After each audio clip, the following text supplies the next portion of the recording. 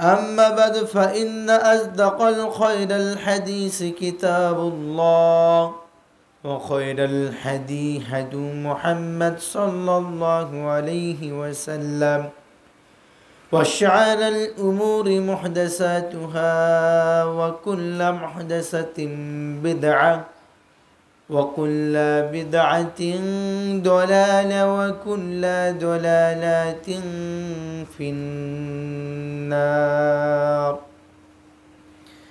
فأعوذ بالله من الشيطان الرجيم بسم الله الرحمن الرحيم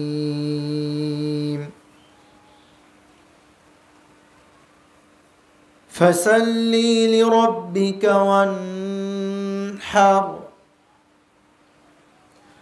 وقال سبحانه وتعالى إلى الآخر في كلامه المجيد والفرقانه الحميد قل إن الصلاة ونسوكي ومحياي ومماتي لله رب العالمين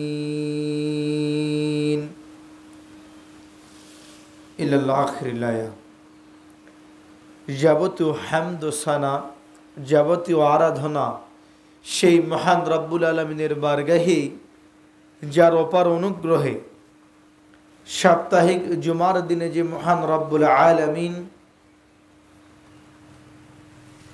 এই থমথম বৃষ্টিকে অপেক্ষা করে মসজিদমুখী হয়ে এসে সালাত এবং জুমার খুতবা শ্রবণ করার মতো সুবর্ণ সুযোগ দান করেছেন, সর্বাগ্যে সে আল্লাহর নিকট শুকরিয়া আদায় করি, সকলে বলি আলহামদুলিল্লাহ। অতঃপর লক্ষ কোটি দরুদ ও সালাম শান্তি অবতীর্ণ হোক শেষ নবী আহমদ মুহাম্মদ, যার আদর্শ বাস্তবায়ন করার লক্ষ্যেই আপনার আমার এই পৃথিবীতে আগমন,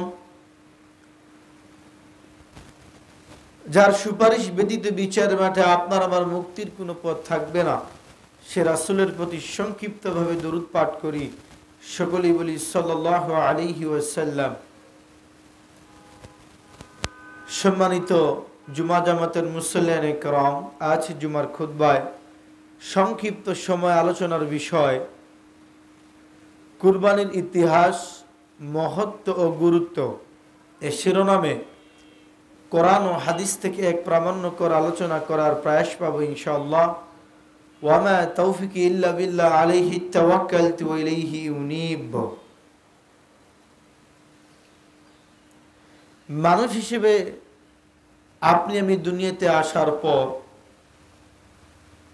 আল্লাহ সুবহানাহু ওয়া তাআলা কেনই বা পৃথিবীতে মানুষকে পাঠালেন,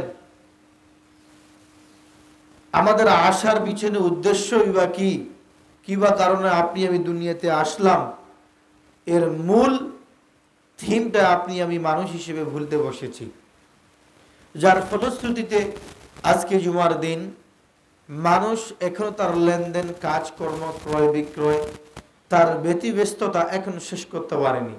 অথচ আল্লাহ বলছেন পবিত্র কোরআন ৬২ নম্বর সূরা জুমআ আয়াত যদি ৯ খুলে দেখেন, আল্লাহ বলছেন যে হে দুনিয়ার মানুষ, তোমরা তোমাদের কাজকর্ম, লেনদেন, ক্রয় বিক্রয়গুলোকে দ্রুত শেষ করে দ্রুত জুমার দিকে, সালাতের দিকে তোমরা দ্রুত কি করো। জুমার দিনে যখন সালাতের জন্য তোমাদেরকে আহ্বান করা হয়, তোমরা তোমাদের কাজকর্ম, লেনদেন, ক্রয় বিক্রয় ছেড়ে দিয়ে দ্রুত যেখানে কল্যাণ সেখানে তোমরা ধাবিত হও। আল্লাহ বলছেন তোমাদের কাজকর্মগুলোকে দ্রুত ছেড়ে ফেলে দিয়ে আজান দেওয়া হচ্ছে, ডাকা হচ্ছে, সেখানে তোমরা দ্রুত চলে যাও।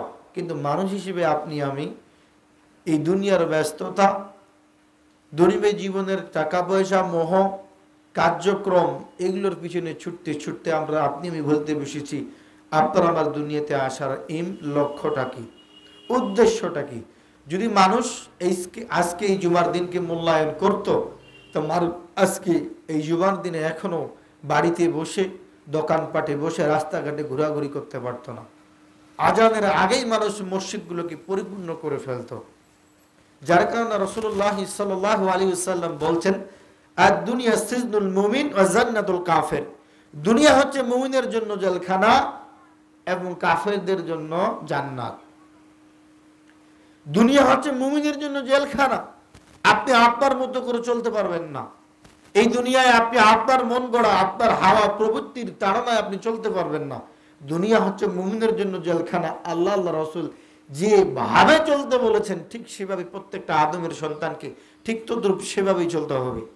কিন্তু আপনার আমার আচরণ, আপনার আমার অ্যাক্টিভিটি, চলাফেরা সবকিছু প্রমাণ করে আপনি আমি হাদিসের উল্টো করি। কাফেরদের বৈশিষ্ট্য আপনি আমি লালন করি। কেন? কাফেরদের জন্য দুনিয়া হচ্ছে জান্নাত, যা ইচ্ছা তা সে করতে পারে। ঠিক তেমনি আপনি আমি আল্লাহ আল্লাহর দেওয়া বিধান কোরআন হাদিসকে ড্রাইভার্ট করে আপনি আমি আপনার আমার মন হাওয়া প্রবৃত্তি যা চায় তা করে চলছি। কে বুঝে জুমার দিনের মূল্যায়ন? মানুষ তো মনে করি যে জুমার দিন মানে দাড়ি চাচার দিন। কারণ নিকট জুমার দিন মানে স্ত্রী সন্তানকে নিয়ে পার্কে ঘুরতে যাওয়ার দিন। কারণ নিকট জুমার দিন মানে গান বাজনা করার দিন। আবার কারণ নিকট জুমার দিন মানে খেলাধুলা করার দিন। জুমার দিন মানে কারণ নিকট সারাদিন ফজর থেকে নিয়ে গান শোনার দিন, দাড়ি চাচার দিন। এইরকম করে মানুষ জুমাকে মূল্যায়ন করছে। অথচ জুমার দিন আল্লাহ রাসূলুল্লাহ সাল্লাল্লাহু আলাইহি ওয়াসাল্লাম বলছেন, জুমার দিনে যখন ফজরের সময় থেকে নিয়ে সূর্য ওঠা পর্যন্ত এই সময়টায় পৃথিবীর যত গাছপালা, পশু পাখি, সমুদ্র নিতের মাছ পর্যন্ত আল্লাহর ভয়ে, ফেরেশতা মণ্ডলী পর্যন্ত আল্লাহর ভয়ে কম্পিত থাকে। কেন? এই সময়টাতে কিয়ামত সংগঠিত হবে এই জন্য। কিন্তু মানুষ আদমের সন্তান খায় পায়খানা করে চলে, এই দুনিয়াকে কামড়ে ধরে বাঁচে থাকতে চায়, আখিরাত থেকে মানুষ বিমুখ। অথচ আল্লাহ দুনিয়ার জীবন হচ্ছে ধোঁকা। মানুষ এই ধোঁকার পিছনে পড়ে তার জীবনকে নষ্ট করে ফেলছে।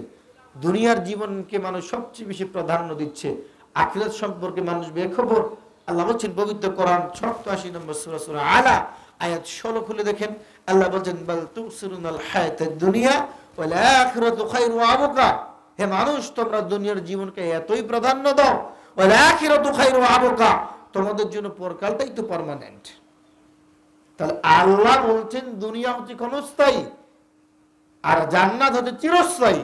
কিন্তু মানুষ এই ক্ষণস্থায়ী জীবন 60-70 বছর লিড দেওয়ার জন্য, বেঁচে থাকার জন্য যা না তা করে চলছে, কিন্তু আখিরাতকে ভুলতে বসেছে। যার ফলশ্রুতিতে আজকে মসজিদগুলো ফাঁকা। অথচ আজকে ইয়াউমুল জুমা, জুমার দিন। সম্মানিত উপস্থিতি, তাই আবার মাইকের আওয়াজ যতদূর পর্যন্ত যাচ্ছে, এলাকায়, মাঠে ঘাটে, রাস্তাঘাটে, বাড়িতে, যেখানে সেখানে এখনো যারা মুসলিম হিসেবে দাবি করি মুসলমান, আমাদের উচিত আজানের আগে মসজিদে আসা, কিন্তু আমরা তা করতে পারিনি। বলছিলাম কুরবানি ইতিহাস ও তাৎপর্য। কুরবান শব্দটি ফার্সি। এই কুরবান শব্দটি হচ্ছে ফার্সি। এই কুরবান শব্দটির আবিধানিকগণ তার অভিধান ভেদে অর্থ করতে গিয়ে তিনারা বলছেন, আল কুরবান মা ইয়াতাকাররাবু বিহি ইলাল্লাহি, আল্লাহ সুবহানাহু ওয়া তাআলা। আল্লাহ সুবহানাহু ওয়া তাআলার তিনারা এর উদ্যোগ করতে গিয়ে কুরবান ওই জিনিসকে বলা হয়, কুরবানি ওই জিনিসকে বলা হয় যে জিনিসকে আল্লাহ সুবহানাহু ওয়া তাআলার নৈকট্য হাসিলের উদ্দেশ্যে যে জিনিস, যে পশু জবাই করা হয় তাকে কুরবানি বলা হয়। এই অর্থ করেছেন আবিধানিকগণ আবিধান ভেদে। তাহলে আল্লাহ সুবহানাহু ওয়া তাআলার সন্তুষ্টি হাসিলের, নৈকট্য হাসিলের উদ্দেশ্যে যে পশুকে জবাই করা হয় এইটাকে বলা হয় কুরবানি।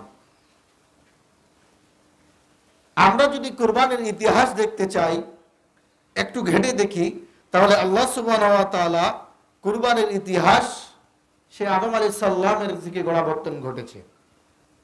যে কথাটা আল্লাহ সুবহানাহু ওয়া তাআলা আদম আলাইহিস সালামের দুই ছেলে হাবিল এবং কাবিলের ইতিহাস থেকে গোড়াবর্তন ঘটেছে। আমরা জানি আদম আলাইহিস সালামকে আল্লাহ সুবহানাহু ওয়া তাআলা নিজ হাতে নিপুণ করে সৃষ্টি করেছেন। আল্লাহ সুবহানাহু ওয়া তাআলা বলছেন পবিত্র কুরআনুল কারীম,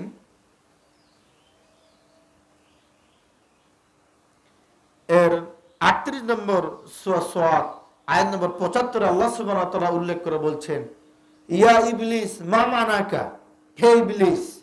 আল্লাহ সুবহানাহু ওয়া তাআলা ইবলিসকে সম্বোধন করে বলছেন, ইয়া ইবলিস মা মানাকা আন তাসজুদা লিমা খালাকতু বিয়াদাইয়া। আল্লাহ সুবহানাহু ওয়া তাআলা ইবলিসকে লক্ষ্য করে বলছেন, ইয়া ইবলিস মা মানাকা, তোমাকে কে নিষেধ করলো? ইবলিসকে আল্লাহ সুবহানাহু ওয়া তাআলা লক্ষ্য করে বলছেন, হে ইবলিস মা মানাকা, তোমাকে কে নিষেধ করলো আদমকে সিজদা করতে, যাকে আমি নিজের হাতে সৃষ্টি করেছি। আল্লাহ সুবহানাহু ওয়া তাআলা আদমকে নিজের হাতেই সৃষ্টি করেছেন, তার প্রমাণ সূরা সোহাগ আয়াত নম্বর 38, অধ্যায় 38 আয়াত নম্বর 75 উল্লেখ করে বলছেন, হে ইবলিস মা মানাকা, তোমাকে কে নিষেধ করলো আদমকে সিজদা করতে, যাকে আমি নিজের হাতে সৃষ্টি করেছি। তাহলে আল্লাহ সুবহানাহু ওয়া তাআলা আদম আলাইহিস সালাতু ওয়াস সালামকে নিজের হাতে সৃষ্টি করেছে। খলাকতু বিয়াদাইয়া, তিনি বলছেন আমি যাকে নিজের হাতে সৃষ্টি করেছি তাকে কিসে তোমাকে সিজদা করতে নিষেধ করলো? এই আদম আলাইহিস সালামকে আল্লাহ নিজের হাতে সৃষ্টি করেছেন। কিন্তু আমাদের দেশের এক শ্রেণীর কোটি কোটি মানুষের আকীদা হচ্ছে এই যে আল্লাহ সুবহানাহু ওয়া তাআলা হচ্ছে নিরাকার, তার কোনো আকার নেই। অথচ আল্লাহ কোরআনের আয়াত প্রমাণ বিদ্যমান বলছে যে আল্লাহ সুবহানাহু ওয়া তাআলা নিজের হাতেই আদম আলাইহিস সালামকে সৃষ্টি করেছেন।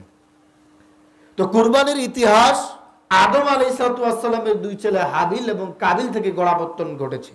আমরা যদি একটু দূর ইতিহাস ঘেটে দেখি তাহলে কুরবানির ইতিহাস আদম আলাইহিস সালামের দুই ছেলে হাবিল এবং কাবিল থেকে আমরা দেখতে পাই। আল্লাহ সুবহানাহু ওয়া তাআলা বলছেন পবিত্র কোরআন 5 নম্বর সূরা মাইদা, আপনি যদি খুলে দেখেন 5 নম্বর সূরা মাইদা আপনি যদি খুলে দেখেন, এখানে আপনি পাবেন আল্লাহ সুবহানাহু ওয়া তাআলার 27 নম্বর আয়াতে সূরা মাইদার কুরবানির ইতিহাস যে গোড়াপত্তন ঘটেছে তা উল্লেখ করেছেন। আল্লাহ সুবহানাহু ওয়া তাআলা হাবিল এবং কাবিলকে কুরবানি করতে বললেন। তো হাবিল তিনি বাড়িতে পশু পাখি পালন করতেন, গরু ছাগল। তিনি তার গরু ছাগল থেকে সবচেয়ে যেটা ভালো মানের দুম্বা মোটা জাতিটা আল্লাহ সুবহানাহু ওয়া তাআলার সন্তুষ্টির লক্ষ্যে কুরবানি করার জন্য পেশ করলেন। আর কাবিল পেশ করলেন, তিনি চাষাবাদ করতেন, তার চাষাবাদ থেকে একবারে সর্বনিম্ন মানের খারাপ নিকৃষ্ট মানের গম অথবা কিছু শস্য দানা আল্লাহ সুবহানাহু ওয়া তাআলার জন্য কুরবানির জন্য তিনি দান করলেন। তৎকালীন সময় কুরবানিটা ছিল এরূপ যে আগুন এসে জ্বালিয়ে দিত।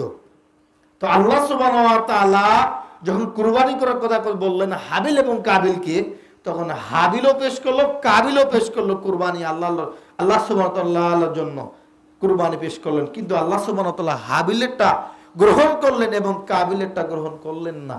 তখন দুই ভাইয়ের মধ্যে হিংসুত্ব মনোভাব তৈরি হয়। কাবিল হিংসুত্ব মনোভাব তৈরি করে হাবিলকে হত্যা করলো। এই ইতিহাস সূরা মাইদার 27 নম্বর আয়াতে আল্লাহ সুবহানাহু ওয়া তাআলা উল্লেখ করেছেন।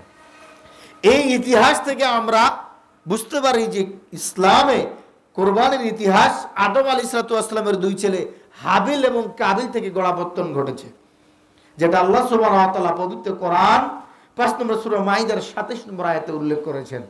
হাবিল এবং কাবিলকে দুই ভাইকে আল্লাহ সুবহানাহু ওয়া তাআলা কুরবানি করার কথা উল্লেখ করলেন, তারা কুরবানি দিলেন। হাবিল দিলেন উষ্টপুষ্ট একটা দুম্বা, কাবিল দিলেন চাষাবাদ করা সবচেয়ে নিকৃষ্ট মানের গম অথবা শস্য। কিন্তু তৎকালীন সময় কুরবানিটা ছিল এইরকম, চোখে দেখা যেত আগুন এসে জ্বালিয়ে দিত। তো আগুন এসে হাবিলের কুরবানিটাকে গ্রহণ করলেন এবং কাবিলেরটা গ্রহণ করল না। তখন কাবিল অহংকার করে রাগে ফেপে হিংসুত্ব মনোভাব নিয়ে তার ভাই হাবিলকে হত্যা করলেন, যে ইতিহাস সূরা মাইদার 27 নম্বর আয়াতে আল্লাহ সুবহানাহু ওয়া তাআলা উল্লেখ করেছেন। এখানে একটা কথা উল্লেখ্য যে আপনাদেরকে বলে রাখি যে আদম আলাইহিস সালামের জোড়া যমজ সন্তান জন্মগ্রহণ করত, এক ছেলে এক মেয়ে, আবার এক ছেলে এক মেয়ে। আমরা ইতিহাস থেকে দূর ইতিহাস থেকে জেনে আসছি যে হাবিল এবং কাবিলের সঙ্গে যে বোন জন্মগ্রহণ করেছে, তার নাম ছিল আকলিমা। তো আমরা জানি, ইতিহাস পড়ে আসছি, শুনে আসছি মানুষের মুখে, যে এক ছেলে এক মেয়ে, এক ছেলে এক মেয়ে। হাবিল যাকে বিয়ে করলো যম সন্তান, তাদের সেই তৎকালীন সময় নিয়ম ছিল এরকম, এক ছেলে এক মেয়ে, এক ছেলে এক মেয়ে। তাদের বিয়ে হতো, পরের ছেলের সঙ্গে পরের মেয়ের, আগের ছেলের সঙ্গে পরের মেয়ের, এরকম করে বিবাহ দেওয়া হতো। তো হাবিলের বিয়ে হলো সুন্দরী একটা মেয়ের বোনের সঙ্গে, আর কাবিলের বিয়ে হলো একটা কুৎসিত কালো মেয়ের সঙ্গে তৎকালীন সময়।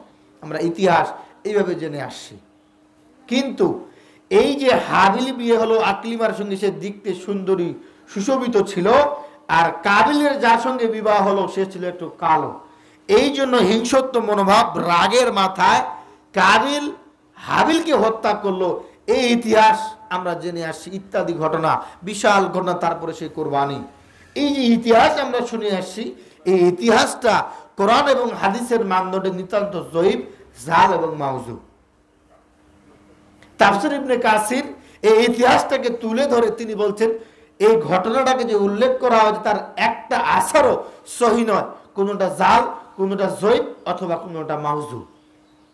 দেন এইভাবে ইতিহাস তুলে ধরেছেন। এবং তাফসীর ইবনে কাসির, তার যার জন্ম 701 হিজরি, মৃত্যু 774 হিজরিতে। এবং তাফসীর ইবনে কাসির বলছেন যে ইতিহাস দুই ভাই বিবাহ করা কেন্দ্র করে, যে হাবিল বিয়ে করলো আকলিমাকে, সে দেখতে সুন্দর ছিল, আর কাবিলের ভাগ্যে পড়লো যে বোন, সে ছিল দেখতে কালো। এই জন্য দুজনে মারামারি, দুজনে হিংসত্ব মনোভাব নিয়ে হাবিল কাবিলকে হত্যা করলো। যে ইতিহাস আমরা জেনে আসছি, এই ইতিহাস সঠিক নয়। তাফসীর ইবনে কাসির রাহিমাহুল্লাহ তিনি উল্লেখ করে বলছেন, এই সংক্রান্ত যে ঘটনা আসারগুলো বর্ণিত হয়েছে তা নিতান্ত জয়ীফ, মাউজু অথবা জাল। অতএব আমাদের এই ইতিহাস থেকে ফিরে আসতে হবে। তো সম্মানিত উপস্থিতি, আমরা কুরবানির ইতিহাস আদম আলাইহিস সালামের যুগ থেকে আমরা পেলাম, কিন্তু এই ইতিহাস থেকে আমরা যা বুঝতে পারছি, মূল যে আল্লাহ সুবহানাহু ওয়া তাআলা আদম আলাইহিস সালামের দুই ছেলে হাবিল এবং কাবিলকে আল্লাহ বলেছেন তোমরা কুরবানি করো, এটাই হচ্ছে মূল থিম। ওই দুই ভাই কাকে বিয়ে করলো, আকলিমা না কালো মেয়ে, এই ইতিহাস সঠিক নয়। কারণ আল্লাহ নিজেই সূরা মায়েদার 27 নম্বর আয়াতে বলছেন যে আমি তাদেরকে কুরবানি করতে বললাম, এবং এই কুরবানিকে গ্রহণ করার না করাকে নিয়ে ভাইয়ের মধ্যে হিংসত্ব মনোভাব তৈরি হয়ে কাবিল হাবিলকে হত্যা করলো। এটাই হচ্ছে মূল থিম। তারপরে আল্লাহ সুবহানাহু ওয়া তাআলা বলছেন পবিত্র কুরআনুল কারীম, আপনি যদি খুলে দেখেন পবিত্র কুরআনুল কারীম সূরা হজ 22 নম্বর সূরা হজের 34 নম্বর আয়াত, আল্লাহ সুবহানাহু ওয়া তাআলা এখানে উল্লেখ করে বলছে ওয়া লিকুল্লি উম্মাতি জাআলনা মানসাকান। আল্লাহ সুবহানাহু ওয়া তাআলা এখানে উল্লেখ করেছে আমি প্রত্যেক জাতির জন্য কুরবানির নিয়ম চালু রেখেছি। আল্লাহ বলছেন প্রত্যেক জাতির জন্য কুরবানির নিয়ম আমি দিয়েছি। এই কথা আল্লাহ সুবহানাহু ওয়া তাআলা নিজে বলছেন, ওয়া লিকুল্লি উম্মাতি জাআলনা মানসাকান, আমি প্রত্যেকটা জাতির জন্য কুরবানির নিয়ম রেখেছি, যাতে তারা কুরবানি করার সময় আমার বরত্ব ঘোষণা করে। আল্লাহ বলছেন কুরবানি করার সময় যাতে আমার বরত্ব ঘোষণা করে, এবং আমি এই পশু প্রাণীগুলো থেকে তাদের রিজিকের ব্যবস্থা করে দিয়েছি। এ কথা আল্লাহ সুবহানাহু ওয়া তাআলা বলছেন পবিত্র কোরআন 22 নম্বর সূরা হজ আয়াত নম্বর 34, সূরা হজের মধ্যে পাবেন। আল্লাহ বলছেন আমি প্রত্যেকটা জাতির জন্য হজের বিধান রেখেছি, এবং যাতে তারা কুরবানি করার সময় আমার বরত্ব ঘোষণা করে, এবং এই জিন জন্তুগুলো থেকে আমি তাদের রিজিকের ব্যবস্থা করে রেখেছি। এ কথা আল্লাহ সুবহানাহু ওয়া তাআলা বলছেন। তাহলে এই আয়াত থেকে আমাদের শিক্ষণীয় বিষয় হচ্ছে তিনটা। এক, আল্লাহ প্রত্যেকটা জাতির জন্য এই কুরবানির ইতিহাস জারি রেখেছেন। এই ধারাবাহিকতা, এই সিলসিলা আল্লাহ সুবহানাহু ওয়া তাআলা পরবর্তী প্রজন্মকে দিয়ে দিয়েছেন, যুগ যুগ ধরে, যা কিয়ামত পর্যন্ত থাকবে। দুই নম্বরে আল্লাহ সুবহানাহু ওয়া তাআলা বোঝাতে চাচ্ছেন, যখন মানুষ কুরবানি করবে তখন যেন আল্লাহ সুবহানাহু ওয়া তাআলার বড়ত্ব ঘোষণা করে, যখন বলে বিসমিল্লাহি আল্লাহু আকবার, এই কথা বলে আল্লাহর বড়ত্ব ঘোষণা করে। তিন নম্বর আল্লাহ সুবহানাহু ওয়া তাআলা বোঝাতে চাচ্ছেন, আমি মানুষকে এই পশুগুলো, জীবজন্তু থেকে আমি আল্লাহ সুবহানাহু ওয়া তাআলা মানুষের জন্য রিজিকের ব্যবস্থা করে রেখেছি। তাহলে এটাই হচ্ছে মূল কোরবানির ইতিহাস এবং মানদণ্ড। পরবর্তীতে আমরা জানতে পারি আমাদের কোরবানি সেটা হচ্ছে ইসমাইল আলাইহিস সালাম বাপ বেটা ইব্রাহিম আলাইহিস সালামের কোরবানি। এই কুরবানি হচ্ছে আমাদের কুরবানি, যেটা মুহাম্মদ সাল্লাল্লাহু আলাইহি ওয়াসাল্লাম মিল্লাতে ইব্রাহিম আলাইহিস সালামকে নিয়ে শুরু করে নিয়ে মুহাম্মদ সাল্লাল্লাহু আলাইহি ওয়াসাল্লাম যে কুরবানি আপনি আমি করে আসি। আল্লাহ সুবহানাহু ওয়া তাআলা পবিত্র কোরআন যদি আপনি ঘেটে দেখেন, ইব্রাহিম আলাইহিস সালাম বয়স যখন 86 তার আগ পর্যন্ত আল্লাহ সুবহানাহু ওয়া তাআলার নিকট দোয়া করে আসেন, রব্বি হাবলি মিনাস সলিহিন, রব্বি হাবলি মিনাস সলিহিন, রব্বি হাবলি মিনাস সলিহিন। হে আল্লাহ, আপনি আমাকে একজন নেক সন্তান দান করুন, একটা ধৈর্যশীল সন্তান দান করুন। 86 বছর বয়স পর্যন্ত ইব্রাহিম আলাইহিস সালাম এই দোয়া করেছেন, রব্বি হাবলি মিনাস সলিহিন। 86 বছর বয়সে আল্লাহ সুবহানাহু ওয়া তাআলা তাকে একটা সন্তান দিলেন। আল্লাহ দিয়ে বলেন, ফাবাশশারনাহু বিগুলামিন হালিম। হে ইব্রাহিম আলাইহিস সালাম, অতঃপর আমি তাকে একজন পরম ধৈর্যশীল সন্তান দান করলাম। এই কথা আল্লাহ বলছেন। এটা উল্লেখ করা আছে পবিত্র কোরআন, আপনি খুলে দেখেন সূরা সফফাত আয়াত 100 থেকে নিয়ে 110 পর্যন্ত আলোচনা করা হয়েছে। আল্লাহ সুবহানাহু ওয়া তাআলাকে আল্লাহ ইব্রাহিম আলাইহিস সালাম 86 বছর বয়সে তিনি আল্লাহকে বলছেন, হে আল্লাহ, আপনি আমাকে রব্বি হাবলি মিনাস সলিহিন একটা নেক সন্তান দান করুন। আল্লাহ উত্তর দিয়ে যখন সন্তান দিয়ে বলছেন, ফাবাশশারনাহু বিগুলামিন হালিম, আমি তাকে একজন হালিম ধৈর্যশীল সুসন্তান সুসংবাদ দিলাম।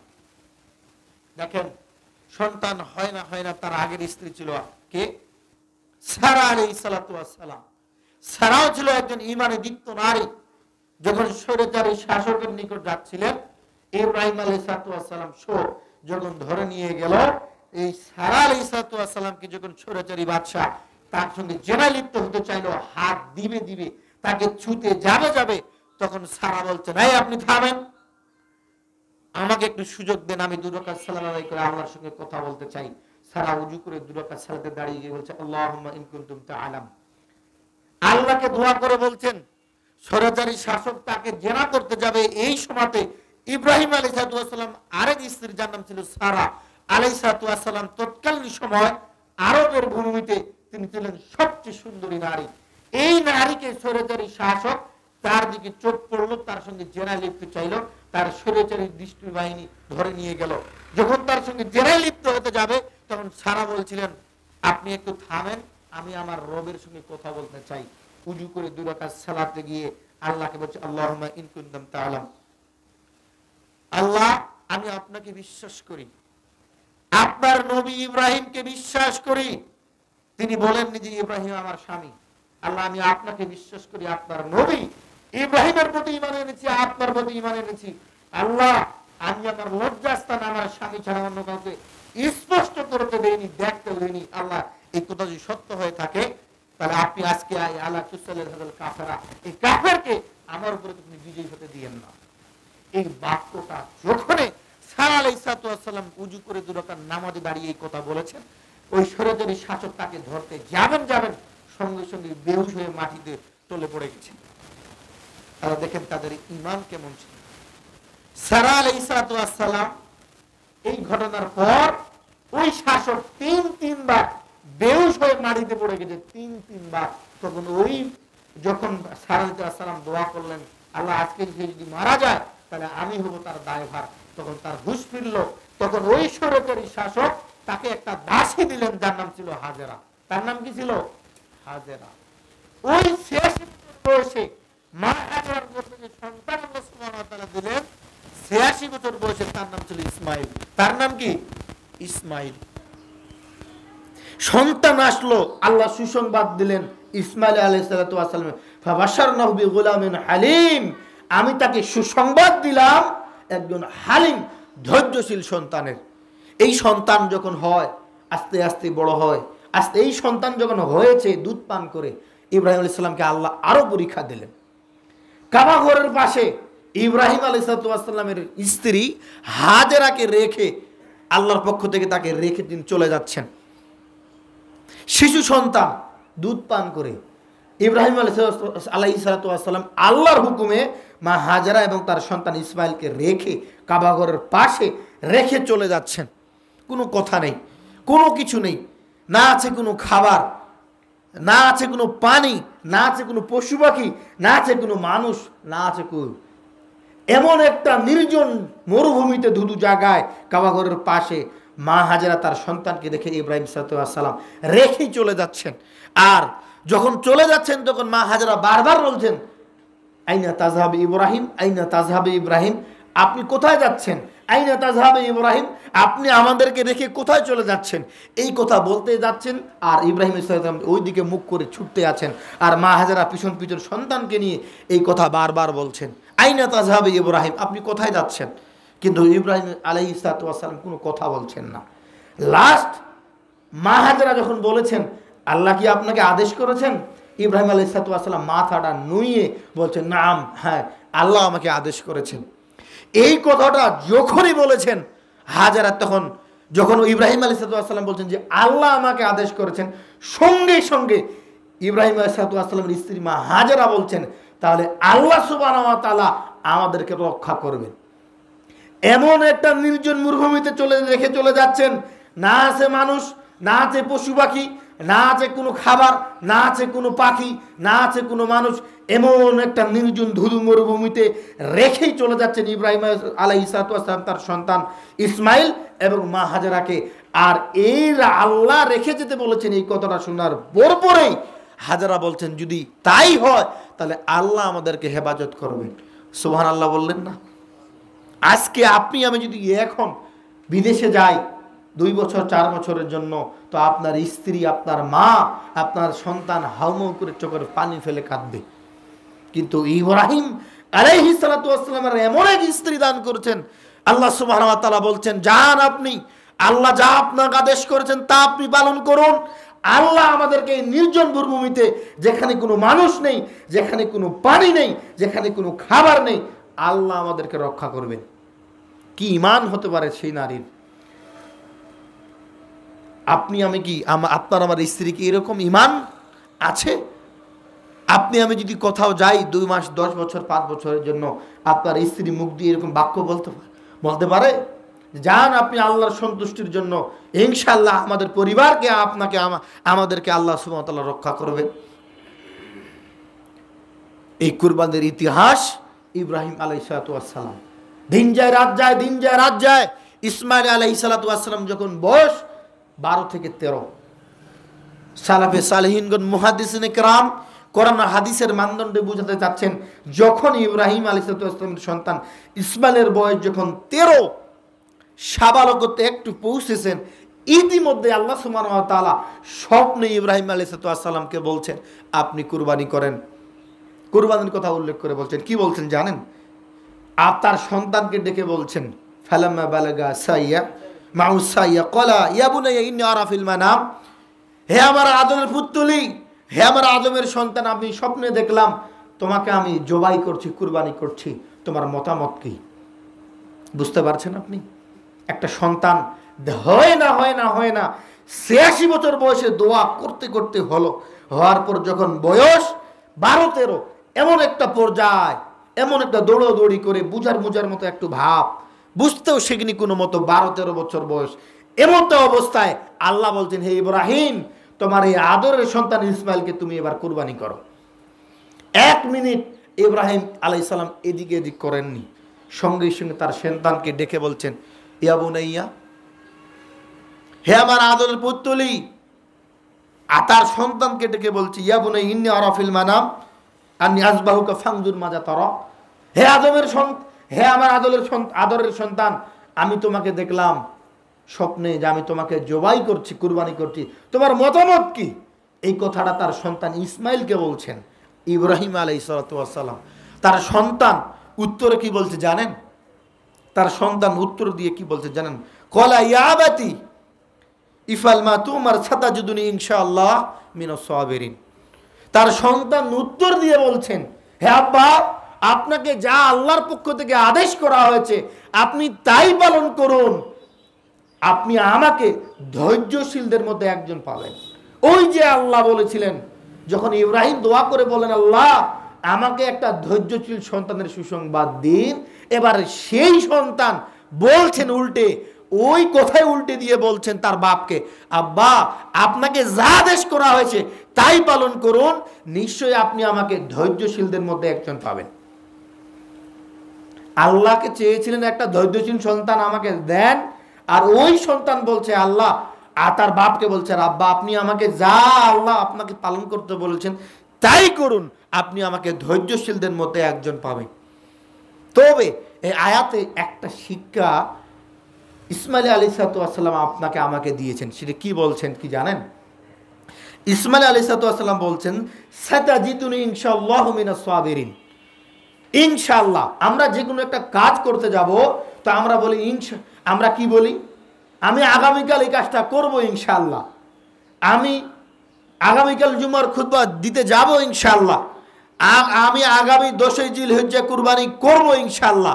আমরা আগে কাজ পরে বলি ইনশাআল্লাহ, কিন্তু ইসমাইল আলাইহিসসালাম বলছেন আগে ইনশাআল্লাহ পরে কাজ। ইনশাআল্লাহ আপনি আমাকে ধৈর্যশীলদের মধ্যে একজন পাবেন, এই কথা কে বলেছিলেন? ইসমাইল আলাইহিসসালাম। কিন্তু আমরা বলি আগে কাজ পরে ইনশাআল্লাহ, আমি আগামীকাল ঢাকা যাব ইনশাআল্লাহ, কিন্তু ইসমাইল এই কথা বলছেন না।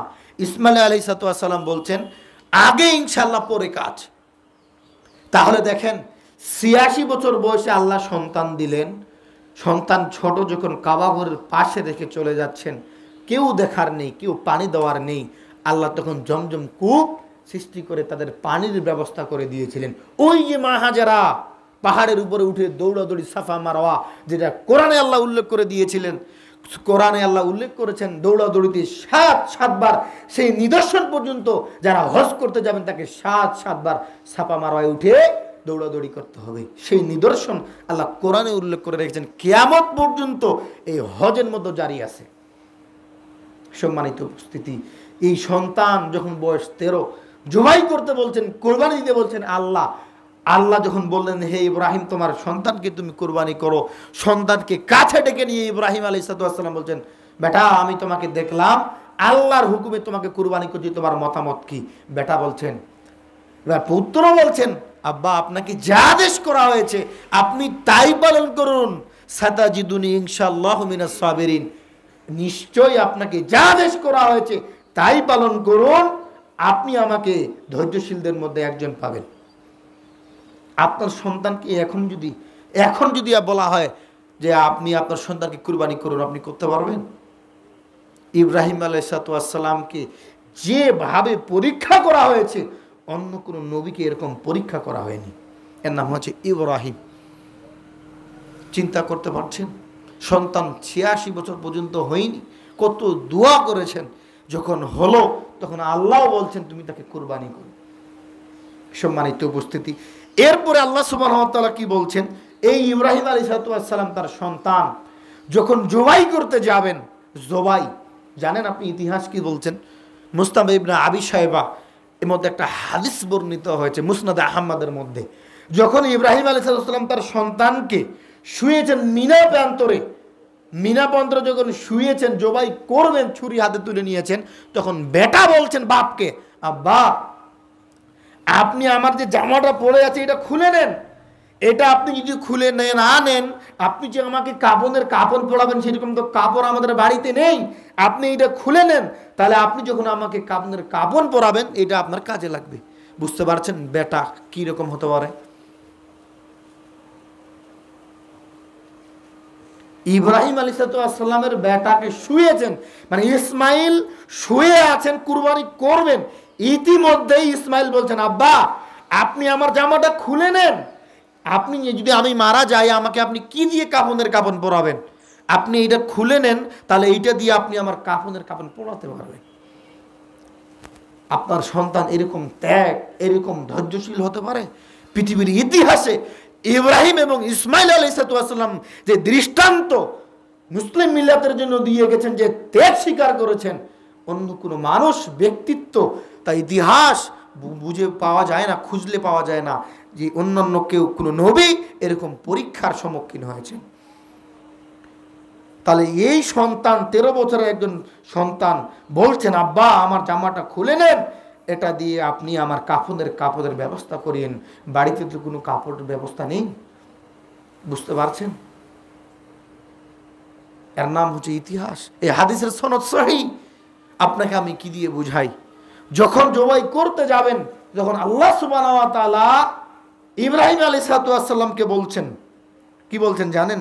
ইয়া ইব্রাহিম, হে ইব্রাহিম, কাদ সাদ্দাকতা রুইয়া, হে ইব্রাহিম তুমি তোমার স্বপ্নকে বাস্তবায়ন করেই ছাড়লে। আর যখন কুরবানি করতে যাবেন তখন ইব্রাহিম আলাইহিস সালামকে আল্লাহ ডাক দিয়ে বলছেন, হে ইব্রাহিম তুমি তোমার স্বপ্নকে সত্যি সত্যি বাস্তবায়ন করেই ছাড়লে। তখন আল্লাহ সুবহানাহু ওয়া তাআলা ফিদিয়া স্বরূপ ওই যে হাবিল কুরবানি করেছিল উষ্টপুষ্ট মোটা একটা দুম্বা, ওই দুম্বাটা আল্লাহ জান্নাত থেকে ইব্রাহিম আলাইহিস সালামকে বললেন, ওই যে দুম্বা, ওই দুম্বাটা তখন কুরবানি করলেন জান স্বরূপ, ফিদিয়া স্বরূপ। ওয়ানাদাইনাহু বিদিন আযীম, হাদিসে কোরআনের আয়াত, ওয়ানাদাইনাহু বিযিবিন আযীম, আল্লাহ তখন ওই ফিদিয়া স্বরূপ ওই দুম্বাটা জান্নাত থেকে পাঠিয়ে দিলেন। ওয়ানাদাইনাহু বিযিবিন আযীম। তাহলে আল্লাহ সুবহানাহু ওয়া তাআলা ইব্রাহিম আলাইহিস সালামকে বললেন কুরবানি করতে, তিনি তা সত্যি সত্যি রূপে রূপান্তরিত করলেন। এবং আল্লাহ বলছেন, হে ইব্রাহিম তুমি তোমার কদ সাদ্দাকতা রুইয়া, তুমি তোমার স্বপ্নকে সত্যি সত্যি বাস্তবায়ন করলে। সালামুন ইয়া ইব্রাহিম, হে ইব্রাহিম তোমার উপরে শান্তি বর্ষিত হোক। এই কথা আল্লাহ নিজেই কোরআনে উল্লেখ করে বলছেন। এই কুরবানি তো আপনার আমার কুরবানি, যে কুরবানি জিলহজ মাসের 10 তারিখে আপনাকে আমাকে করতে হবে। আইয়ামে তাশরিকের 3 দিন পর্যন্ত এই কুরবানি করা যায়। এবার আসুন আপনাকে আমাকে আমরা ইতিহাস বুঝতে পারলাম। আদম আলাইহিস সালামের 2 সন্তান হাবিল এবং কাবিল থেকে কুরবানির গোড়াপত্তন ঘটেছে, আর ইব্রাহিম আলাইহিস সালামের বাপদাদার কুরবানি হচ্ছে আপনার আমার কুরবানি, যা ধারাবাহিকতা কিয়ামত পর্যন্ত আপনার আমার জন্য জারি থাকবে। এবার আসুন এই কুরবানি আপনি আমি প্রতি বছর করে আসছি, আপনার আমার কুরবানি মুহাম্মদ সাল্লাল্লাহু আলাইহি সাল্লামের দেওয়া বিধান অনুযায়ী হয় কিনা একটু আমি জাস্টিফাই করে দেখি। এবং এই কুরবানির পিছনে অনেক অনেক তিক্তক্ষা আছে, যা আপনি আমি আলোচনা করলেই বুঝতে পারবো। আমরা জানি অনেকেই মানুষের ভিতরে প্রশ্ন যে কুরবানি করব, কেমন পশু দিয়ে কুরবানি করলে সবচেয়ে উত্তম হয়। রাসূলুল্লাহ সাল্লাল্লাহু আলাইহি ওয়াসাল্লাম বলছেন, হাদিস দ্বারা বোঝা যায় কুরবানির পশু হবে মোটা, তাজা। এবং আল্লাহর নবী মুহাম্মদ সাল্লাল্লাহু আলাইহি ওয়াসাল্লামের সুন্নাত দিকে যদি তাকান, তো আল্লাহর নবী কালো বর্ণের পশু দিয়ে কুরবানি করাকে পছন্দ করতেন। কালো, যার পাগুলো হবে কালো, শরীরটা হবে কালো, এরকম পশুকে তিনি পছন্দ করতেন মর্মে হাদিস বর্ণিত হয়েছে। তবে অন্যান্য পশু দিয়ে কুরবানি করা যায়। এবার আসুন কুরবানি কি পশু দিয়ে কুরবানি করা যাবে না। আল্লাহ নবী স্পষ্ট কানা, স্পষ্ট খোড়া, স্পষ্ট রোগী এবং জীর্ণ শীর্ণ, যার গায়ে খালি হাড় গোস্ত নেই, এরকম 4 শ্রেণীর পশু দিয়ে কুরবানি করা জায়েজ নয়। আবারও বলি, স্পষ্ট কানা, আপনি বুঝতে পারছেন হাটে গিয়ে পশুটা কানা। স্পষ্ট খোড়া, পা ভাঙা, খুঁড়িয়ে খুঁড়িয়ে হাঁটছে। স্পষ্ট রোগী, রোগ আছে। স্পষ্ট হচ্ছে জীর্ণ শীর্ণ, খালি হাড় আছে, মাংস কম, এরকম পশু দিয়ে কুরবানি করা জায়েজ নয়। কিন্তু আমরা তো টাকা কম, এই জন্য গিয়ে কি খুঁজি? কম দামের পশুটা খুঁজি। আরে ইব্রাহিম আলাইহিস সালামের কুরবানি যদি জারি থাকতো আপনার আমার উপর, তাহলে আপনার নিজের সন্তানকেই আপনাকে জব করে দিতে হতো। মনে রাখিয়েন এই ইতিহাস। পারতেন নিজের সন্তানকে জবাই করার জন্য প্রস্তুতি গ্রহণ করতে। ইব্রাহিম এদিক এদিক তাকাননি, আত্মসমর্পণ করেছেন আল্লাহর নিকট নিঃশর্তভাবে। এই নিঃশর্তভাবে আপনাকে কুরবানি দিতে হবে।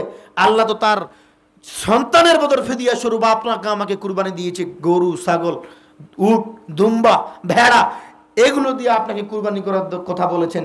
কিন্তু আপনি যখন পশু কিনতে গিয়ে তখন আপনি কম টাকায় সবচেয়ে নিম্নমানের কোনটা কিনার ধান্দায় আপনি থাকেন। কুরবানি করতে হবে ইব্রাহিম আলাইহিস সালামের মতো। যদি ওই রকম কুরবানি করতে পারেন, হতে বা আল্লাহ সুবহানাহু ওয়া তাআলার নিকট ওই কুরবানিটাই গ্রহণ হতে পারে।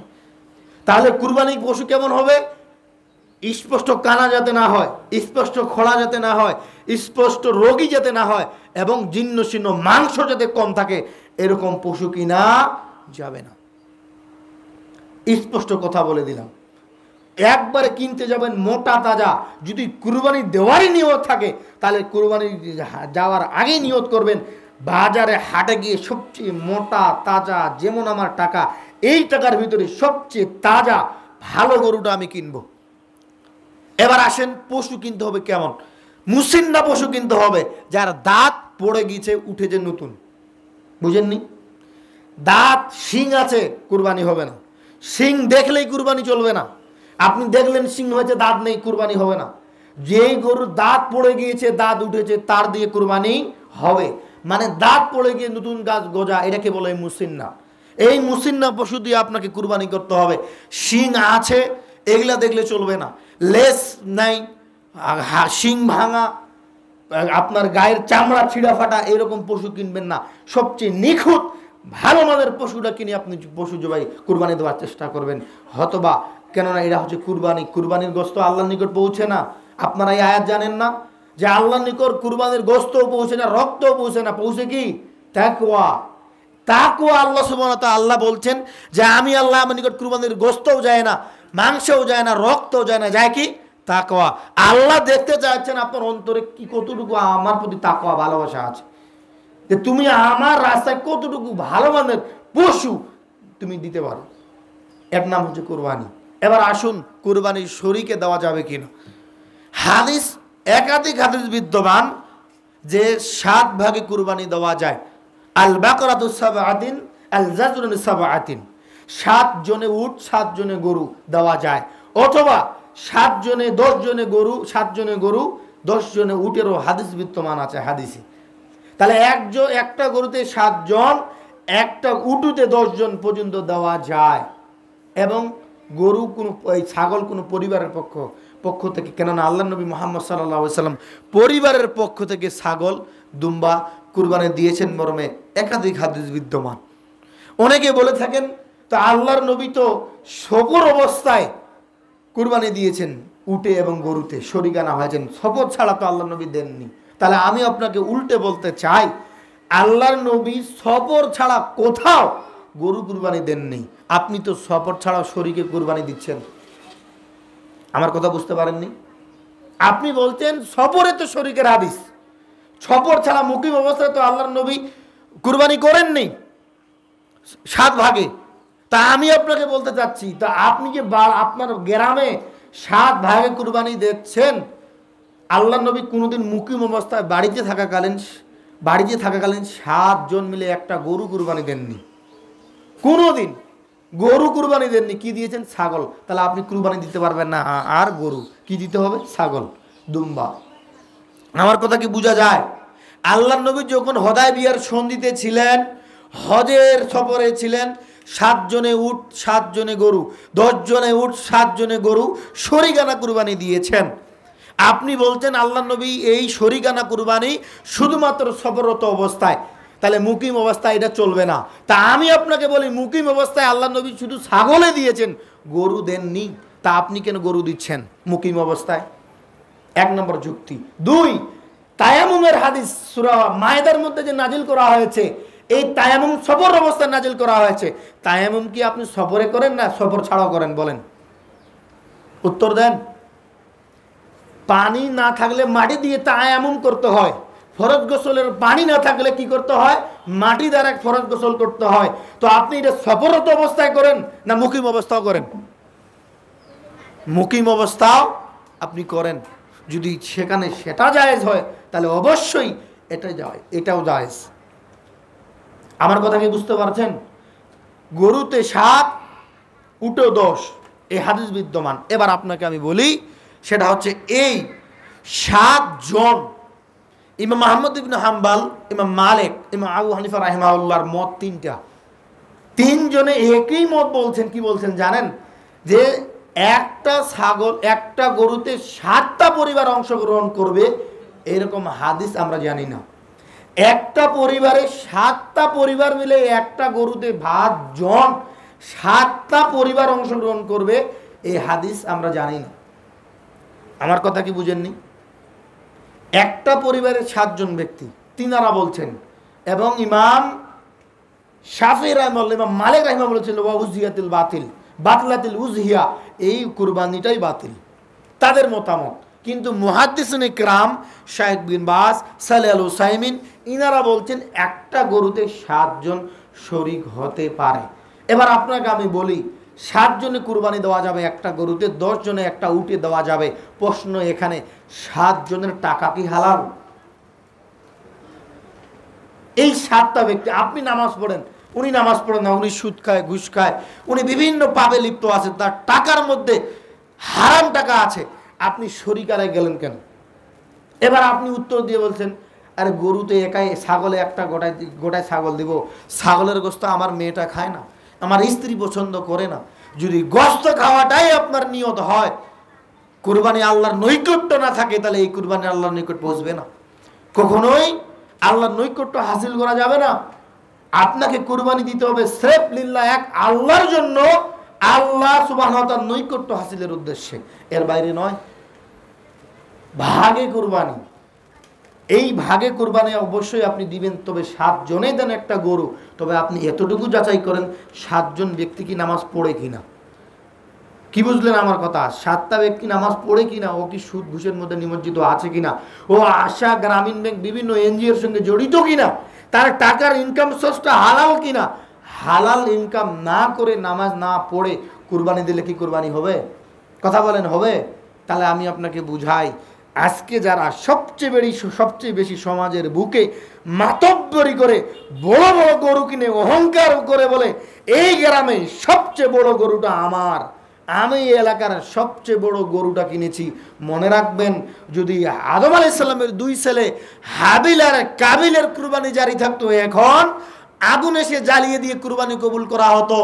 এইরকম যদি কোনো ঘটনা জারি আল্লাহ সুবহানাহু ওয়া তাআলা রেখে দিতেন আমাদের উপর, তাহলে হাজারো বেজে নামাজি ছিল কুরবানি দেওয়ার জন্য, বড় বড় কুরবানি নিয়ে এসে মানুষকে দেখায় আমি বড় কুরবানি দিচ্ছি, আর তার কুরবানিটা যদি না গ্রহণ করা হতো তাহলে সে বুঝতে পারতো যে কুরবানি কাকে বলে। বুঝেননি আমার কথা?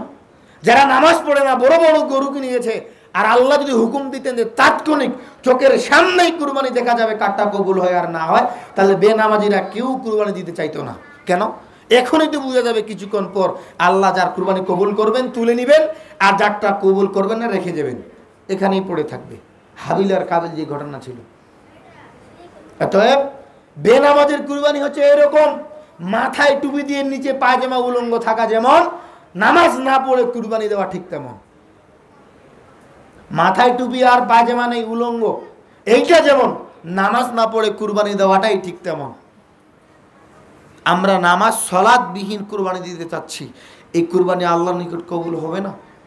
সম্মানিত উপস্থিতি, অতএব কুরবানি 7 জনে দেওয়া যায় একটা গরুতে, তবে দেখতে হবে 7 জনের টাকা হালাল কিনা। আপনি ওইদিকে যাওয়ার দরকারে নেই, একটা গরু কিনে ক্ষমতা আছে একাই দেন, তার থেকে টাকা কম আছে একটা ছাগল কিনে আপনি কুরবানি দেন, আপনি ছাগল কিনে কুরবানি দেন। 7 জন নামাজ পড়ে কিনা কত সমস্যায় আপনার সম্মুখীন হতে হবে, ওই ঝামেলাতে আপনার যাওয়ার দরকার কি? একটা গরু কিনেন, ছাগল কিনেন, ছাগল নেই একটা ভেড়া কিনেন, 5000 টাকায় ভেড়া পাওয়া যাবে। যখন আপনি বলবেন, নাক ছিটকিয়ে বলবেন, আরে ছাগলের গোস্ত গন্ধ করে, ভেড়ার গোস্ত গন্ধ করে, এই কুরবানি কি আল্লাহর নিকট কবুল হবে? আর ইব্রাহিম তার সন্তানকে দিয়ে দিচ্ছেন জবাই করার জন্য, আপনি কি উৎসর্গ করেছেন আল্লাহর জন্য বলেন? কি উৎসর্গ করেছেন আপনি? অতএব কুরবানির ইতিহাস আদম আলাইহিস সালাম থেকে শুরু করে নিয়ে ইসমাইল আলাইহিস সালাম এবং মুহাম্মদ সাল্লাল্লাহু আলাইহি সাল্লাম কিভাবে করেছেন ওইভাবে করতে হবে। 7 নামে কুরবানি নয়, আমরা তো 7 নাম দিয়ে কুরবানি, আপনার নামে কুরবানি হবে না আল্লাহর নামে। আল্লাহ বলতে ইন্নাস সালাতি ওয়া নুসুকি ওয়া মাহইয়ায়া ওয়া মামাতি লিল্লাহি রাব্বিল আলামিন। হে নবী, আপনি বলে দিন আপনার সালাত, আপনার জীবন, আপনার মরণ, আপনার কুরবানি স্রেফ কার জন্য? আল্লাহর জন্য। তাহলে কুরবানি কার জন্য হতে হবে? আল্লাহর জন্য হতে হবে। সম্মানিত উপস্থিতি, অনেকেই বলে থাকেন কুরবানি কি ঋণ করে করা যাবে কিনা, এটা একটা প্রশ্ন নয়। অবশ্যই কুরবানি ঋণ করে করা যাবে, তবে ঋণ পরিশোধের ক্ষমতা যদি আপনার থাকে। ধরেন এখন আপনার কাছে টাকা নেই, কুরবানি 6 তারিখ, 7 তারিখ, 7 তারিখ কুরবানি ধরে নেন শনিবার, আপনি বেতন পান 10 তারিখ, 15 তারিখ, এই এখন কুরবানি দেওয়ার মুহূর্তে আপনার কাছে টাকা নেই, কিন্তু 10 দিন, 15 দিন, 1 মাস পর আপনার কাছে টাকা হবে। এখন আপনি কর্জ করে টাকা ধার নিয়ে কুরবানি দেন, কোনো সমস্যা নেই। যদি পরিশোধ করার ক্ষমতা আপনার থাকে অবশ্যই কোনো সমস্যা নেই, আপনি কুরবানি করেন, কোনো সমস্যা নেই। তাহলে ধার করে নিয়ে কর্জ করে কুরবানি দেওয়া জায়েজ, এতে কোনো সমস্যা হবে না। 2, কুরবানি নিয়ে মাসালা, মৃত ব্যক্তির নামে কুরবানি করা যাবে কিনা। মৃত ব্যক্তির নামে কুরবানি করেছেন মর্মে এমন কোনো হাদিস বিদ্যমান নয়। আলী রাদিয়াল্লাহু তাআলা মৃত ব্যক্তির নামে কুরবানি সংক্রান্ত যে হাদিসটা বর্ণিত হয়েছে তা হচ্ছে জয়ীফ, যা মুহাদ্দিসিন ইকরাম সবাই বলেছেন এই হাদিস থেকে দলিল নেওয়া যাবে না। মৃত ব্যক্তির নামে কোনো, শুধুমাত্র জীবিত ব্যক্তির জন্যই এই হুকুম জায়েজ জারি রয়েছে, যারা বেঁচে থাকবেন তাদের জন্যই কুরবানি। আরেকটা কথা, 7 জনে যে কুরবানি আপনি দিবেন একটা গরুতে, এই 7 ব্যক্তি আপনি নেকি, খালি 7টা ব্যক্তি নেকি পাবে। আমার কথা বুঝেন, একটা গরুতে 7 জন আপনি শরীক হয়েছেন, 7 জন ব্যক্তি নেকি পাবে। কিন্তু একটা পরিবার থেকে একটা গরু যখন আপনি গোতায় দিবেন, এক পাতিলে ভাত খান, সবাই নেকি পাবে। কথা কি আমার বুঝেছেন আপনারা? আবারও বুঝাই, একটা গরুতে 7 জন, আপনার বাড়ি থেকে, ওর বাড়ি থেকে, ওর বাড়ি থেকে যে ব্যক্তি টাকা দিবে এ পাবে নাকি। কিন্তু একটা পরিবারের পক্ষ থেকে নিয়ত করে গরুটা আপনি কিনেছেন, প্রত্যেক পরিবারের যারা সদস্য এক হাঁড়িতে ভাত খায় সবাই নাকি পাবে। আমার কথা কি বুঝেছেন আপনারা? আর যখনই আপনি 7 জন মিলে শরীক হবেন, 7 জন ব্যক্তি নেকি পাবে, আপনার স্ত্রী পাবে না, আপনার সন্তান পাবে না, আপনার মা নেকি পাবে না। কুরবানি হচ্ছে নেকির কাজ। কিসের কাজ? নেকির কাজ। অতএব চেষ্টা করুন, টাকা যদি থাকে 7 সন্তানকে 7টা ছাগল দে, মায়ের নামে ছাগল, স্ত্রীর নামে ছাগল, পরিবারের পক্ষ থেকে গরু, এরকম করে কুরবানি দেন। কিন্তু 7 জন যখন শরীক হতে যাবেন, 7 ব্যক্তি নেকি আর বাকি পরিবারের সদস্যগণ নেকি পাবে না। অতএব আপনারা একটু বিবেচনা করুন যে কুরবানি কিসের কাজ? নেকির কাজ। কুরবানি কতদিন পর্যন্ত দিতে পারবেন? যেদিন 10 তারিখ থেকে, কুরবানির দিন থেকে শুরু করে আইয়ামে তাশরিক, সূর্য ডুবার আগ পর্যন্ত 3 দিন আইয়ামে তাশরিক, 11, 12, 13 জিলহজ্জার 13 তারিখ সূর্য ডুবার আগ পর্যন্ত কুরবানি আপনি জবাই করতে পারবেন। অনেকেই বলে থাকেন কুরবানি রাত্রে বেলা করা যাবে না, যে কোনো সময় করা যাবে, রাত, দিন, ফজর, আসর, মাগরিব, এশা, কোনো ভেদাভেদ নেই, যে কোনো মুহূর্তে আপনি কুরবানি করতে পারেন, কোনো সমস্যা হবে না। আপনি রাত্রে করেন, কোনো সমস্যা নেই। কুরবানির দিন থেকে সালাতের আগে যদি কুরবানি হবে না, কুরবানি বাতিল। সালাত পড়ে এসে আপনাকে কুরবানি করতে হবে। থেকে নিয়ে আইএমএ তাশরিকের মাগরিবের আজানের আগ পর্যন্ত, সূর্য ডুবার আগ পর্যন্ত আপনি কুরবানি করতে পারবেন। এটাই হচ্ছে সবচেয়ে মজবুত দলিল। তো সম্মানিত উপস্থিতি, তাহলে এবার আমরা কুরবানির গোশত 3 ভাগ করবো কিনা? 27 বেজে গেছে আর 3 মিনিট। কুরবানির গোশত 3 ভাগ করতে হবে, এটাই উত্তম। তবে আপনি একটা ছাগল দিয়েছেন, ছাগলের দাম 10,000, গোশত হয়েছে 5 কেজি, পরিবারের সংখ্যা হচ্ছে 8 কেজি, 8 জন। কয়জন? একটা ছাগল কুরবানি দিয়েছেন, পরিবারের সদস্য সংখ্যা 8 জন, গোশত হয়েছে 5 কেজি। কথার কথা, 5 কেজি গোশত হয়েছে 8 জন সদস্যের সংখ্যা, 2 বার খেলেই গোশত শেষ। বুঝেন নাই আমার কথা? 5 কেজি গোশত 2 বার খেলেই শেষ। যদি আপনার পরিবারকে এই 5 কেজি গোশত 3 বেলা খেয়েই শেষ হয়, তাহলে আপনাকে দেওয়ার কোনো প্রয়োজন নেই, আপনি নিজেই খান। আর যদি বড় ছাগল, বড় গরু দিয়েছেন, গোশত বেশি হয়েছে, অবশ্যই আল্লাহ বলছেন নিজে খাও, দুস্থ গরিবকে দাও, আত্মীয় স্বজনকে দাও, যে চায় তাকে দাও, যে চায় না তাকেও দাও। কিন্তু গোশত দিয়েছেন একটা ছাগল, গোশত হয়েছে 5 কেজি, 2 বার 3 বার খেলেই আপনার গোশত শেষ, তাহলে আপনি নিজেই খান। আর যদি বেশি হয় তাহলে আত্মীয় স্বজনকে দেন যে কুরবানি দেয়নি, আত্মীয় স্বজনের বাড়িতে, যে পাশে বাসারতে প্রতিবেশী যে কুরবানি দেয়নি তাকে আপনি পৌঁছে দেন, ফকির মিসকিনকে দেন। এটাই হচ্ছে নিয়ম। সব 3 ভাগ করতেই হবে, এটা জরুরি নয়। কোরআন হাদিস মানদণ্ড বলছে 3 ভাগ করতেই হবে, এটা জরুরি নয়। কিন্তু কেউ যদি দ্বিধাদ্বন্দ্বের মধ্যে পড়ে যায় যে না আমারটা হবে কিনা, কবুল হবে কিনা, তাহলে 3 ভাগ করেন। নিজে 1 ভাগ খান, 1 ভাগ আপনি প্রতিবেশীকে দেন, আত্মীয় স্বজনকে 1 ভাগ দেন, ফকির মিসকিনকে 1 ভাগ, আর আত্মীয় স্বজনকে 1 ভাগ দিয়ে দেন। তবে করতেই হবে, ফরজ, জরুরি, বিষয়টা এরকম মাসালা নয়। এমন একটা ছাগল দিয়েছেন 3 কেজি গোশত হয়েছে, 4 কেজি গোশত, তো আপনি খাবেন না দিবেন বলেন? আল্লাহ যে বলছেন আগে তুমি নিজে খাও, তারপরে আত্মীয় স্বজনকে দাও, ফকির মিসকিনকে দাও, এমন গোস্ত হয় যে নিজেরে আটে না, তাহলে আপনি কি দিবেন? আমার মাসালা কি, কথা কি বুঝতে পারছেন? এই কথা বলিয়েন না যে হুজুর দিতে নিষেধ করেছে। কুরবানির গোস্ত কতদিন পর্যন্ত রাখা যাবে? 3 দিন। এই মাসালা ছিল, এর হুকুম রহিত হয়ে গেছে। এই বছরের গোস্ত সামনের কুরবানির আগের দিন পর্যন্ত আপনি ফ্রিজে লট করে রেখে দিতে পারেন, কোনো সমস্যা নেই। রাসূলের যুগেও ফ্রিজে গোস্ত রাখা হতো। তৎকালীন সময় ফ্রিজ কি ছিল জানেন? ওই সুতাই করে সুই দিয়ে ফুড়ে ফুড়ে গোস্তগুলোকে মালা বানিয়ে শুকিয়ে তারা দীর্ঘদিন পর্যন্ত রেখে দিত, দ্বারা হাদিস দ্বারা প্রমাণিত। আপনি গোস্ত কিছুটা রেখে আপনি ফ্রিজে রেখে দিতে পারেন, কোনো সমস্যা নেই। বলিয়েন না যে 3 দিনের উপর খাওয়া যাবে না, এই কথা মিথ্যা। আপনি রেখে দিতে পারেন সামনের বছর কুরবানির আগের দিন পর্যন্ত, কোনো সমস্যা নেই। তবে আপনার ভিতরে যেন সংকীর্ণতা না থাকে। যেমন আমি প্রায় কুরবানি করতে গিয়ে দেখেছি, জবাই করার পর খালি একটু গোস্ত জামাতের মধ্যে দিয়ে সব গোস্ত নিয়ে বাড়িতে গিয়ে ফ্রিজে লট করে রাখে, মানে দিতে চায় না। সংকীর্ণতা, কৃপণতা এরকম যাতে না হয়। কেননা আল্লাহ বলছেন, আমি আল্লাহ আমার নিকট কুরবানির গোস্ত পৌঁছে না, রক্ত পৌঁছে না, পৌঁছে কি? তাকওয়া।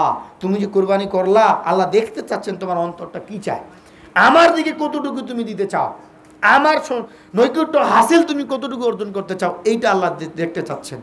তাহলে অতএব কুরবানির গোস্ত 3 ভাগ করলে করতে পারেন, করা যায়, তবে জরুরি নয়। আরেকটা কথা, চিরিবন্দরে আমি দেখে আসছি, আমার শ্বশুর বাড়ি 8 ভাগ করে। কয় ভাগ? 7 জন মিলে গরু দিয়েছে, ভাগ করে 8টা। কয়টা? 8টা। একটা ভাগ জামাতে যারা দেয়নি এরা বন্টন করে নেয়, অথবা যারা ভাগ করে তারাও ভাগ করে নেয়, এবং কি যারা কুরবানি দিয়েছে তারাও বাড়ি নিয়ে যায়। এটা চূড়ান্তভাবে একবারে নাজায়েজ কাজ। এগুলো থেকে বিরত থাকতে হবে আপনাকে আমাকে।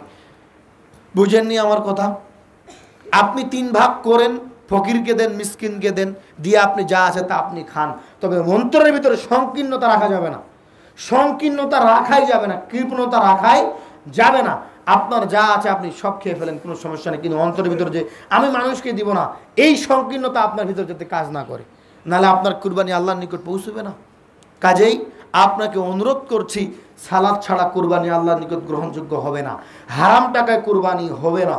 কুরবানির সবচেয়ে বড় মহত্ব হচ্ছে আল্লাহর নৈকট্য হাসিল করা এবং আল্লাহ সুবহানাহু ওয়া তাআলার বড়ত্ব ঘোষণা করা। এটাই হচ্ছে কুরবানির সবচেয়ে মহত্ব এবং গুরুত্ব। যদি আপনাকে আমাকে আমি কতটুকু বোঝাতে পেরেছি তা আমি জানি না। যদি আল্লাহ সুবহানাহু ওয়া তাআলা আপনাকে আমাকে কুরবানি পর্যন্ত পৌঁছার তৌফিক দান করে, যেভাবে আল্লাহর নবী মুহাম্মদ সাল্লাল্লাহু আলাইহি ওয়াসাল্লাম কুরবানি দিয়েছেন, ওইভাবে যেন আল্লাহ আপনাকে আমাকে কুরবানি করার তৌফিক দান করেন। সকলে বলি আল্লাহুম্মা আমিন। আলহামদুলিল্লাহি ওয়াহদা ওয়াসসালাতু ওয়াসসালামু আলা মান লা নাবিয়্যা বা'দা। ربنا آتنا في الدنيا حسنة وفي الآخرة حسنة وقنا عذاب النار. اللهم صل على محمد وعلى آل محمد كما صليت على إبراهيم وعلى آل إبراهيم إنك حميد مجيد. اللهم بارك على محمد وعلى آل محمد كما باركت على إبراهيم وعلى آل إبراهيم إنك حميد مجيد. اللهم اجعل الإسلام والمسلمين، اللهم اجعل الشرك والمشركين. ربنا لا تزغ قلوبنا بعد إذ هديتنا وهب لنا من لدنك رحمة إنك أنت الوهاب. رب ارحمهما كما ربياني صغيرا وقل رب ارحمهما كما ربياني صغيرا. اللهم تقبل صلاتنا، اللهم تقبل قيامنا، اللهم تقبل دعائنا يا رب العالمين. হে রব্বুল আলামিন, আজকের জুমার খুতবায় কুরবানি সংক্রান্ত যে আলোচনা করেছি, আল্লাহ প্রত্যেকটা মুসলিম ব্যক্তিকে তা বাস্তব জীবনে মেনে চলার তুমি তৌফিক দান করো। হে রব্বুল আলামিন, আমাদের সবাইকে কুরবানির যে নৈকট্য, যে লাভ, যে উদ্দেশ্য, যে নেকি মহাত্ম আল্লাহ তা বুঝে শুনে কুরবানি করা তুমি আমাদেরকে তৌফিক দান করো। হে রব্বুল আলামিন, আমাদের সবাইকে এই জিলহজের প্রথম 10 দিন যে মহত্ব রয়েছে আল্লাহ তার নেকি অর্জন করা তুমি তৌফিক দান করো। হে রাব্বুল আলামিন, আমাদের সবাইকে কুরবানি পর্যন্ত পৌঁছার তুমি তৌফিক দান করো। আল্লাহ তোমার নবী যেভাবে কুরবানি করেছে ওইভাবে কুরবানি করা তুমি আমাদেরকে তৌফিক দান করো। আল্লাহুম্মা আমিন। পরিশেষে এসে আরও 2টি কথা। এক, কুরবানি যারা দিবেন, যারা কুরবানি আপনারা দিবেন, কুরবানির কোনো গোস্ত কষাই হোক, যাকে হোক, যারা ঠিক করবেন তাকে কুরবানির গোস্ত দেওয়া জায়েজ নয়। টাকা দিতে হবে, কুরবানির গোস্ত দেওয়া যাবে না। ওমর রাদিয়াল্লাহু তাআলা, আব্দুল্লাহ ইবনে ওমর, একাধিক সাহাবী তারা কসাই ঠিক করতেন, কিন্তু কোনো গোস্ত তাদেরকে দিতেন না। কুরবানির গোস্ত দেওয়া যাবে না। যে ব্যক্তি জবাই করে তাকেও কুরবানির গোস্ত আপনি দিতে পারবেন না, একে টাকা দিতে হবে। হাদিস দ্বারা বোঝা যায় না, কিন্তু আমরা তো দেই গোস্ত। আরে হুজুর কুরবানির জব করে দিয়েছে, হুজুরকে গোস্ত দিতে হবে কেন? জবাই করার জন্য। জবাই করার জন্য তার মূল্য এইভাবে আপনি দিতে পারবেন না, হাদিয়া দেওয়া যাবে না। হ্যাঁ, তবে সে যদি পাওয়ার যোগ্য হয়, সে যদি দুস্থ গরিব হয়, গরিব মানুষ হয়, মিসকিন হয়, সে যদি পাওয়ার যোগ্য হয়, তাহলে আপনি দিতে পারবেন। এছাড়া আপনি জবাই করা কেন? কোনো সাহাবীর আমল দেখা যায় না যাদেরকে ঠিক করা হয় যে কাটা বোঝা বাছা করার জন্য হাদিয়া স্বরূপ তাদেরকে গোস্ত দিয়েছেন, এটা প্রমাণ করা যায় না হাদিস কোরআন দ্বারা। অতএব আপনার আমারও উচিত হাদিয়া দিতে হবে টাকা দিয়ে। যে তুমি 4000 টাকা দিয়ে টাকা দাও, টাকা দিব তোমাকে, তুমি আমার গোটা গরুটা কুটে বাচ্চা পরিষ্কার করে দাও। কিন্তু আপনি কি দিতে পারবেন না? গোস্ত। সে যদি গরিব মানুষ হয় দেন, তাদের কোনো সমস্যা নেই। আল্লাহ আপনাকে আমাকে বোঝার তৌফিক দান করুক। সকলে বলি আল্লাহুম্মা আমিন। এই বলে আমি আমার সংক্ষিপ্ত বক্তব্য এখানেই শেষ করছি।